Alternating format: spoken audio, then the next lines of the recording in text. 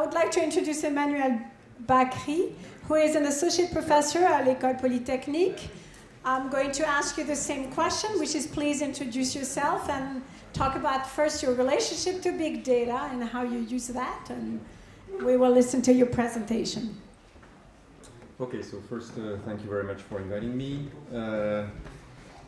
So I'm a researcher in applied mathematics, associate professor at Polytechnique, and I'm heading the data science initiative, big data initiative at Polytechnique. So basically, I'm federating whatever happens in big data at Ecole Polytechnique. And my link to big data, I would say the biggest link I have to big data is not related to finance, it's related to public health.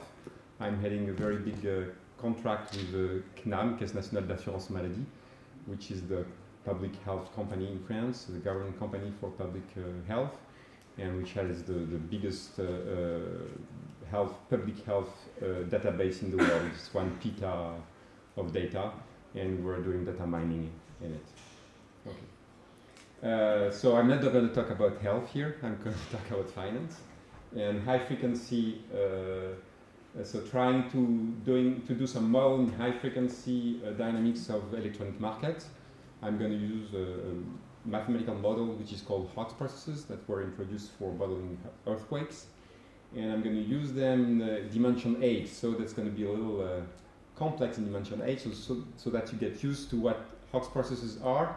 I'm going to start with a simpler model, just 2 dimension. For modeling the price, basically what we call the mid price in electronic market. So what is the mid price? I don't know if you're familiar with electronic markets.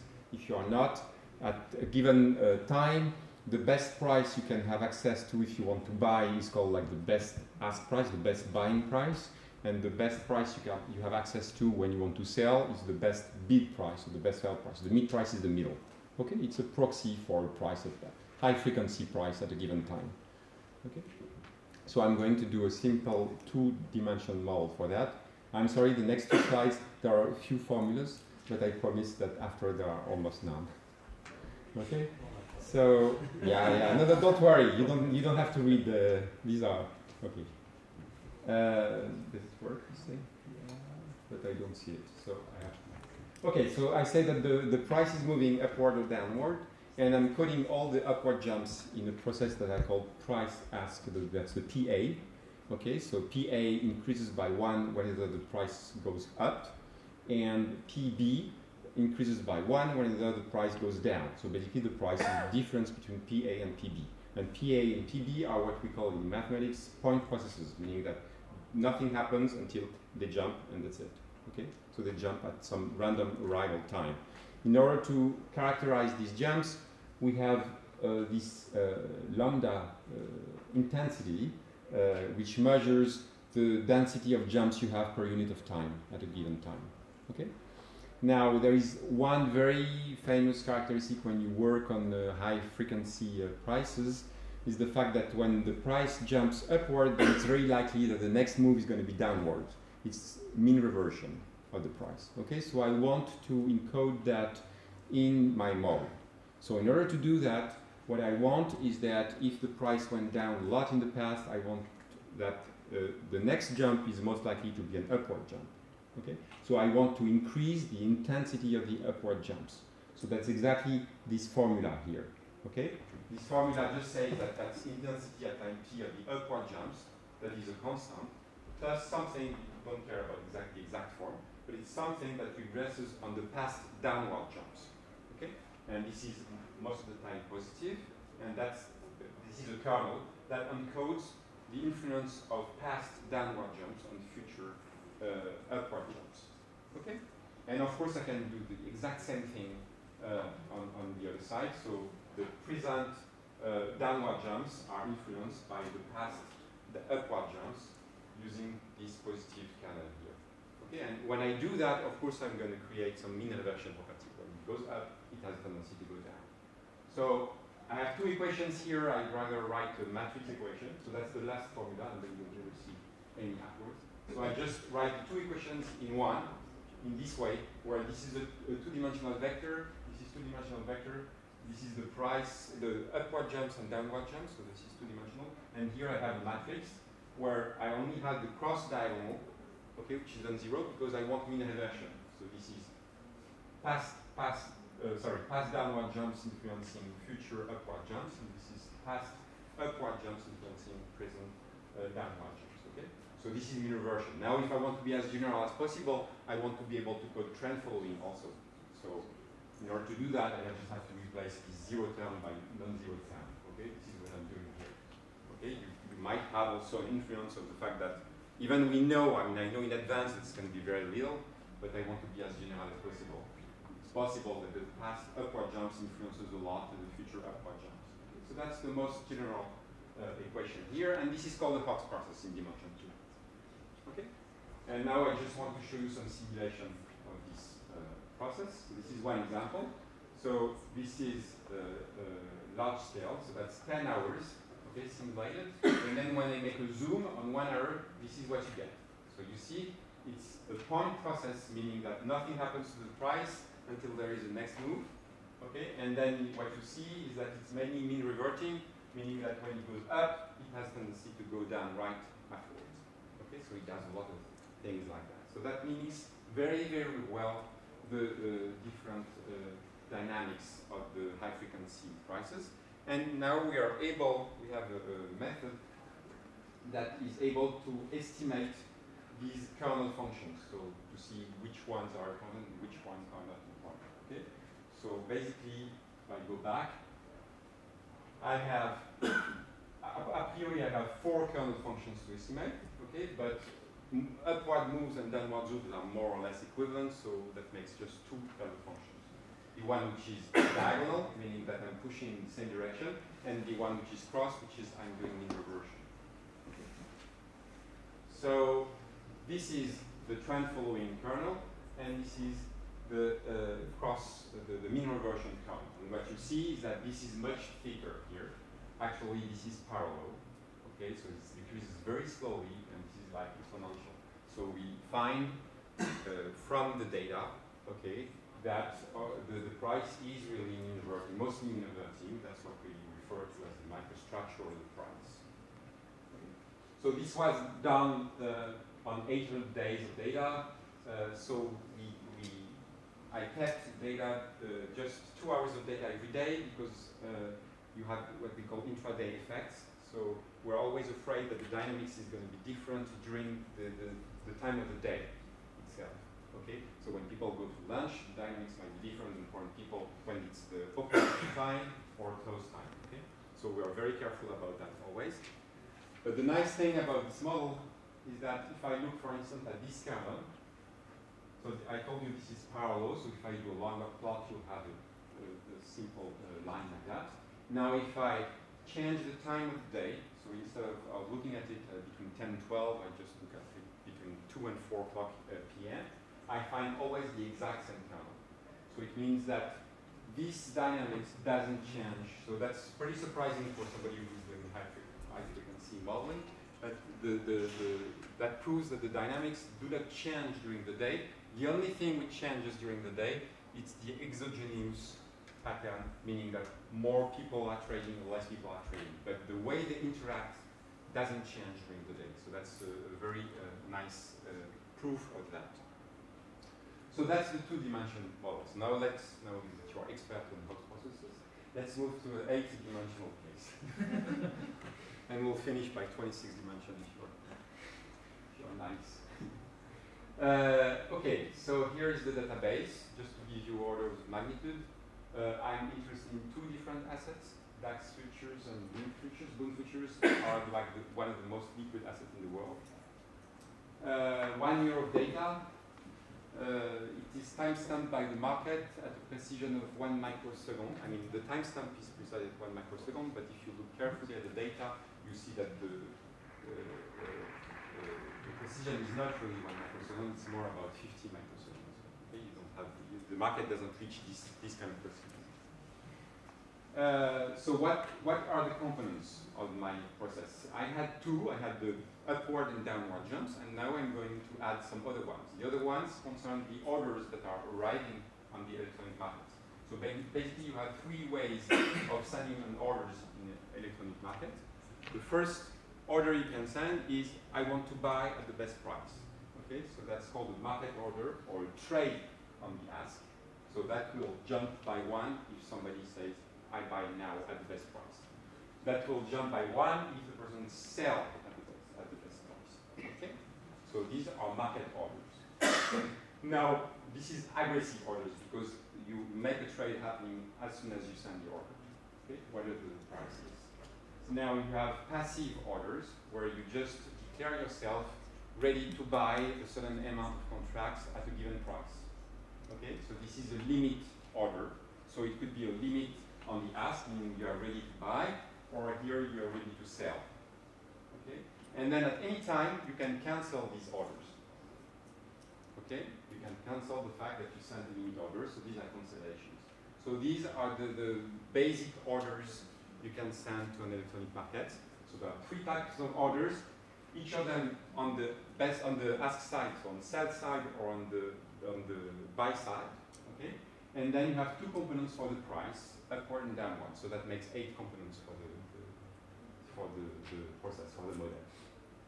Okay, this is an average number of events per day for each of the components. Basically, that means that in 1 year, for each asset, I have about 100 million events. Okay, so the calibration I'm going to show you is about that. We could use more years, of course, but that's enough for what I'm going to present here. So first of all, what I'm going to show you what we can learn from the dynamics. And the first thing I'm going to show you has nothing to do with the Hawkes process itself, is that in order to do estimation, I have to compute some probabilities, historical probabilities on this series, okay, and I would like to show you one of them. Okay, this is what we call, okay, let's say this is the probability that at a given time there is a limit order on the ask side that arrives, knowing that at time 0 there was a limit order arriving at the ask side also. Okay, so it's like linking a correlation between 2 orders. There was a limit order arriving at the ask at time 0. Now I want to see the probability that there is going to be another one at time t. Okay?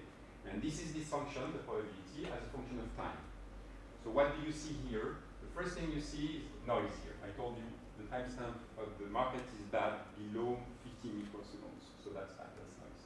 But this is not noise. And then you have a peak, which is not noise here. This peak is very likely to be the latency, the average latency of the other agents. Meaning that I send an order at a given time. Now there's going to be a reaction of other agents to this order, and it takes time, and it takes about 0.25 milliseconds for somebody to react. Okay, and this is what you see. There are a lot of events. There is big probability that there is another event here because there is a reaction of other agents. Okay, so you can see that, and we'll see this kind of bump on all the kernels because that's intersect to the market itself. I could place any component here, it could be the same. Always see this jump. Next thing, so I did estimation. And here I present the ratio of exogenous events. You remember the lambda, there was a constant term plus something that depends on the past. This is about the constant term. This is exogeneity I put in the system. That has nothing to do with the interaction. Okay? And I'm just saying that the percentage of exogeneity is very low. So it means that the dynamics are really well explained by the correlation and so on. I just need, let's say, for the going up of the price on the DAX, I just need 2.7% of the exogeneity to explain all the jumps upwards of the price. All the other jumps are explained by the interactions. Okay, so it's a pretty good model for that. So it's 8-dimensional, so I have a big matrix 8 by 8. So I have 64 kernels to show you. Don't worry, I'm not going to show you which kernel when I have time. I'm going to try to make a synthesis of that in a very simple shape. It's going to be an image. Okay, so this is for the boom, and this is for the DAX. So I'm not going to show you the exact shape of the kernel. I'm just showing to you the mass of the kernel. Okay. So each of this block here of color is the mass of the kernel. So how to read that? Let me explain to you. This is the past. This is the future. So you have to read it this way. So for instance, here, this is the mass of the kernel that characterize the influence of the past limit order on the bit side, on the future cancel order on the ask side. Okay, so that's, and you can see all the different kernels items. And you have red when it's a strong correlation, so like going in the same, like you increase the intensity, okay? And blue when you have an inhibition effect. So when something happens and that decreases the intensity of the other effect. Okay.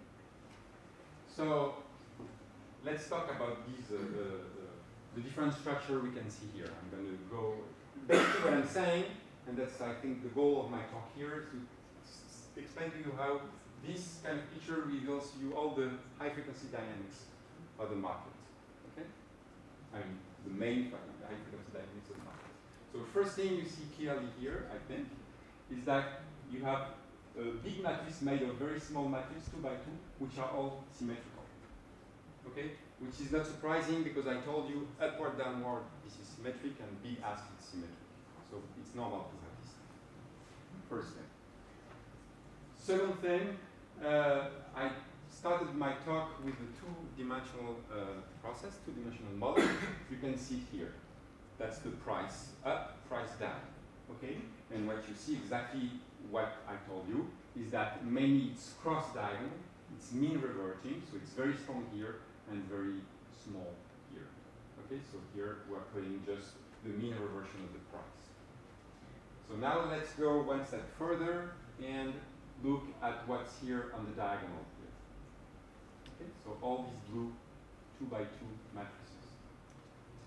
So as you see, this one on the diagonal is cross-diagonal, and these ones are diagonal terms, meaning that all the order flows, like the market order flows, the limit order flows, the constant order flows, they are kind of self-exciting themselves. They're not mean reverting, they are self-exciting.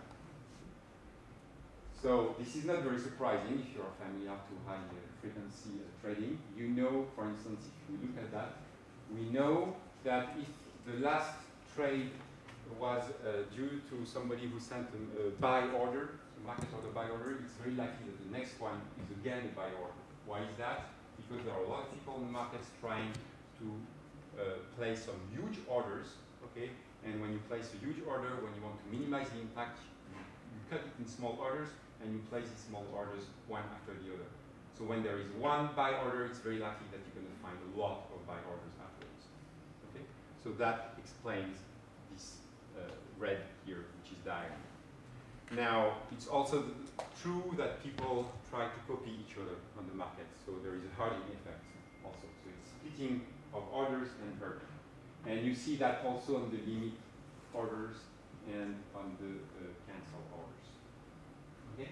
So if we just look at the self-excitement, okay, of the processes, you see that basically we have this kernel which is heavy, this one, this one, this one. So that makes 4 very strong kernels. If I look at them, each of them are parallel. This is log plot, so it's a straight line, and that explains a lot on the high-frequency dynamics. Let me just show you something which is very unique. The kernels here are estimated in 7 decades because of the quality of the data. So here we start about 0.1 milliseconds and we go up to 100 milliseconds. That's really, really a long range of estimation. So what's next now? Now I'm going to look at the impact of the order flows on the price. So that's a very central problem when you're dealing with high-frequency dynamics. We know, like, I have this huge order, okay, to pass during the day. I know that I'm going to have a big impact. I want to minimize this impact. When I buy, when I'm going to send a buy order, it's likely that the price is going to go up, okay, and I want to minimize that thing. And it's very important to quantify how much I'm going to impact the price. Okay? So basically, what is the impact of a market order on the price, the impact of a limit order on the price, and cancel order on the price? Not surprisingly, it's the market order that has the biggest impact, okay, on the price, and it's a diagonal impact, meaning, of course, that when you buy, the price has a tendency to go up. Okay? Just a technical point. In these market orders here, I removed all the market orders that do change the price instantaneously, because there is a possibility that your market orders eats up whatever, for those who know the order books dynamics, that eats up the whole first limit. So the market order mechanically changes the price instantaneously. These one are not coded in this component here. Okay, they are coded just in the change of price. So when you buy, the price has an impact. You have an impact in the price, which is an upward impact. Now, when you put a limit order on the ask side, so you put more liquidity here, so you have an impact downward.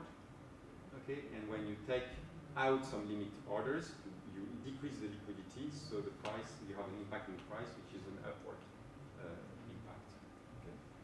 So let's look more precisely at this thing.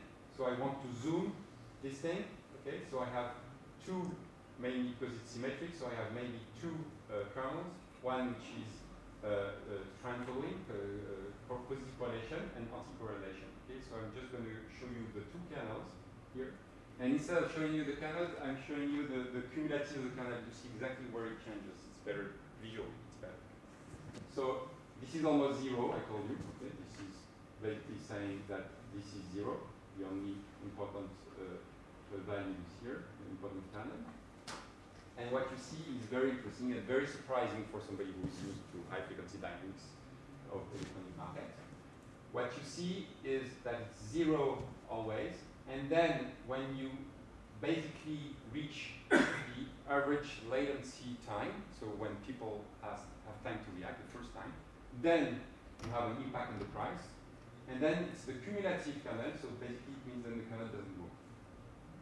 Okay, so then there is no impact. So what does it mean? It means something which is pretty surprising, not completely counterintuitive, which is that when I'm buying aggressively, so sending a market order to buy a stock, okay, then there might be somebody who reacts within this latency average time, okay, and change the price move, change the price, sorry, upward. But if nobody reacts after this average latency, then the market just forgets about your order, and you don't have any more impact. Okay, so you have a very short memory of your impact. Either somebody reacts right away, or if nobody reacts right away, then the market forgets about it. Okay, so that's pretty surprising. Let me show you. So that was the impact of the market orders on the price. Now the limit order of the price is not at all like that. The limit order of the price, as I told you, it's contrariant. Okay, so meaning that when you add liquidity on the ask, then the price will go down. So you see that there is an inhibition effect. And here you have an impact which lasts. So it's really very different mechanism than what happens when you are buying. Okay. All these things are very important for people who try to minimize their impact on the market. So it's very important for a lot of people. This is whether you are a broker or... Sorry? I was just curious, in the previous case, is it when the order is placed but not executed, or is it executed? It's executed, but it didn't eat the whole first limit. So it just took a little bit of the liquidity. And then so basically it means somebody cancels the limit here so that it moves price up, or somebody maybe is going to trade again, okay, and it's going to eat up. But if nobody does that, then basically somebody will maybe put some more liquidity here, and everybody will forget about your order. Okay, it's considered irrelevant. Yeah. So let's look at some other kernels here. I'm not going to do all of them, but just to show you a little bit of what's in this in here. So this is the impact on the trade now, on the market orders. Okay.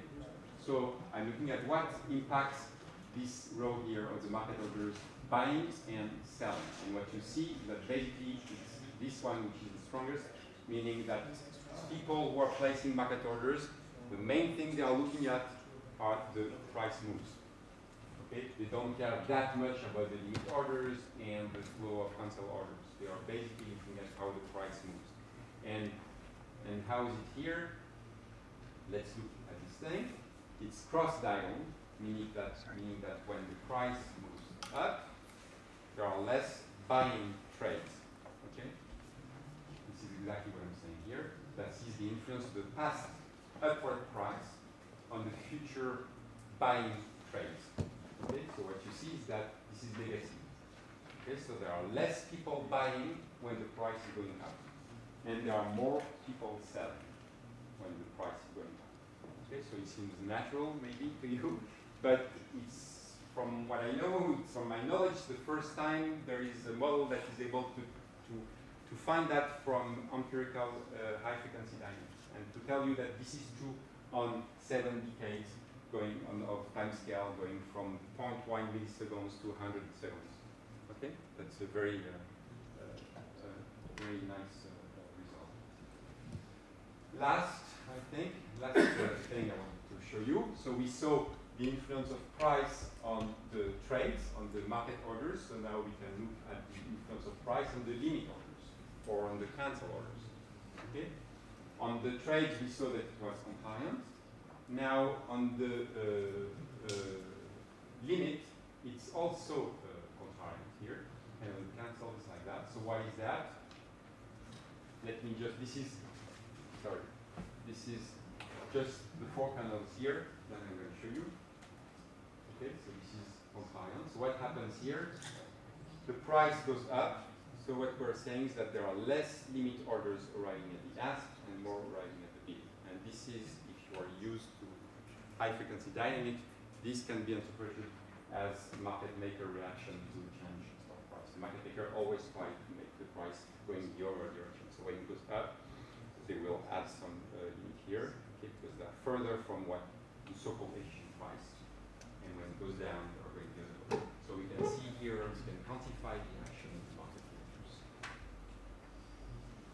Okay, so that's the end of the talk. I just wanted to tell you again how you can extract from high-frequency data using the right model, how you can extract all the high-frequency dynamics and explain a lot of stuff. I didn't talk about all what you can get from this kind of analysis. For instance, it's well known that when there is a trade, there could be limit orders answering to this trade, but when there are limit orders, there are very few trades answering to these limit orders. Okay, so meaning that the trades are leading the limit orders and not the other way around. This is the kind of thing you can also find in this analysis. You can find a lot of stuff. Okay? And you can use it, of course. You have a lot of analytical formula, you can do a lot of math on that. So if you like doing math, you're very happy. And also for application, I mean, you can quantify very precisely the impact you can have with an order. Okay, so you can try to build up your strategy to execute an order in this way. You can do simulation in order to understand exactly how your strategy reacts to calibrate the risk of your strategy. Okay, you have like a simulation, high-frequency simulation of dynamics. It has been generalized a lot. You can incorporate different agents. It's like a toolbox with a lot of bricks. You can add up components the way you want. You can. There is an academic paper very interesting where they introduced a news model. So there is a component for news, like you know, some news happening every day or every first of the month, every Friday, first of the month, and so on. And you can go. That's the point I wanted to finish with. Is that if you have enough data, and we have enough data in finance, in high-frequency finance, you can go even to much larger dimensions. So right now we're working in 26 dimensions. So we're doing basically the same thing, but I didn't tell you about the volumes, because whenever you send an order, you have a volume associated. Here I make it as if there was no volume. So we can make buckets for the volume and say, okay, now we have different types of limit orders, different types of whatever, so you multiply the number of dimensions, you make 26, you have 500 kernels, 500 functions to estimate. I see my colleagues mathematicians are laughing because like 500 kernels to estimate, like it's crazy, it's non-parametric estimation of 500 functions, that's a lot, but we have enough data to do that. So this is pretty new to do non-parametric estimation in 500 functions, and it works well, and you can explain all the dynamics through that. Thank you very much.